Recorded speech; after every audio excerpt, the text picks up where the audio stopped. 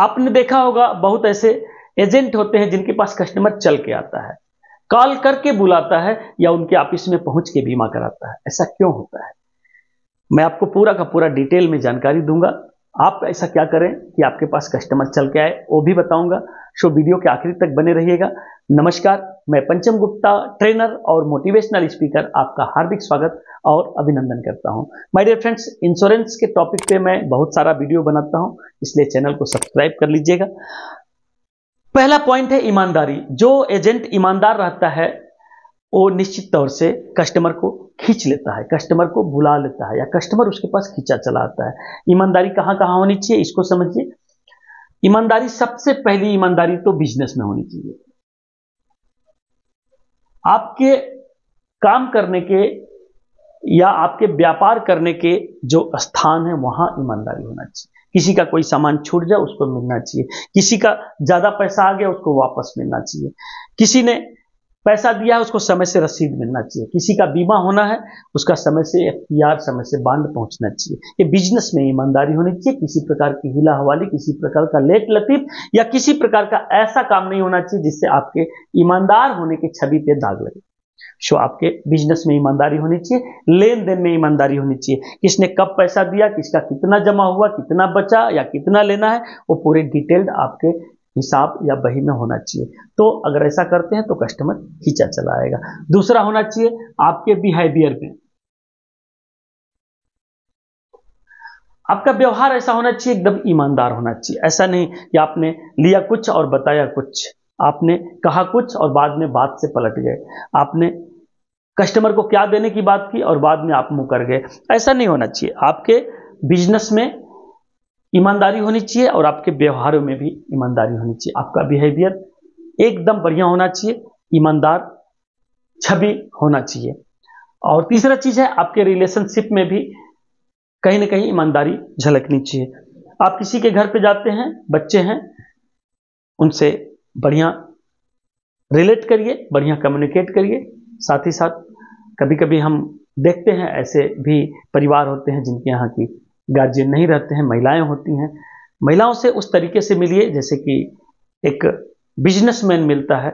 इतना भी घरेलू ना हो जाइए, इतना भी उससे संबंध न रखिए ताकि किसी को शक हो, उसका हस्बैंड या उसका भाई या उसके घर के लोग ही आप पे डाउट करने लगे और आपको घर बुलाने से परहेज करने लगे या आपके ऑफिस में आने से परहेज करने लगे। तो आपका रिलेशनशिप इस लेवल का होना चाहिए, उसमें भी ईमानदारी होनी चाहिए। हमने बहुत ऐसे एजेंटों को देखा है जो कभी कभी फिसल जाते हैं, बातों के चक्कर में आ जाते हैं या फिर कहीं ना कहीं कुछ इंजॉयमेंट के चक्कर में वो अपना रिलेशनशिप भूल जाते हैं कि किसके साथ मुझे क्या संबंध रखना चाहिए। सो ईमानदारी रिलेशनशिप में होनी चाहिए और साथ ही साथ ईमानदारी हर काम में होनी चाहिए जहां से हम कस्टमर को आकर्षित कर सकें। सो ये भी ध्यान रखना है। दूसरा पॉइंट है हेल्पफुल नेचर होना चाहिए। आपका नेचर कैसा होना चाहिए? हेल्पफुल। उसकी जो भी समस्याएं हैं उस पर डिस्कस करके आप उसको सही तरीका बताएंगे, सही मदद देंगे और सही राय देंगे और साथ ही साथ उसको सही गाइडेंस देंगे तो शायद हो सकता है हेल्पफुल नेचर से आपको फायदा मिले। तीसरा चीज है उसको मान सम्मान मिलना चाहिए। जितना मान सम्मान मिलना चाहिए उतना मिलना चाहिए। कभी कभी मैं किसी के ऑफिस में जाता हूं, बहुत ज़्यादा मान सम्मान होता है तो फिर जाने का मन करता है। कभी कभार हम किसी कस्टमर के पास जाते हैं और कस्टमर से जो मान सम्मान मिलता है वो निश्चित तौर से बहुत फायदेमंद होता है और उससे कस्टमर खींचा चला आता है। क्योंकि बहुत ऐसे लोग होते हैं जो पैसे के पीछे नहीं भागते, वो मान सम्मान ज़्यादा चाहते हैं। कुछ एजेड लोग होते हैं वो मान सम्मान के लिए ही आपके ऑफिस में आते हैं।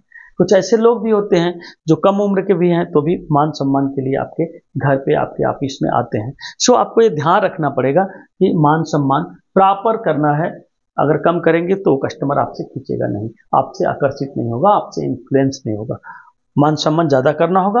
और चौथा चीज है नाम और ब्रांड आपका होना चाहिए। आपसे कोई मिल रहा है तो आपका नाम भी ऐसा होना चाहिए कि वो खींचा चला है।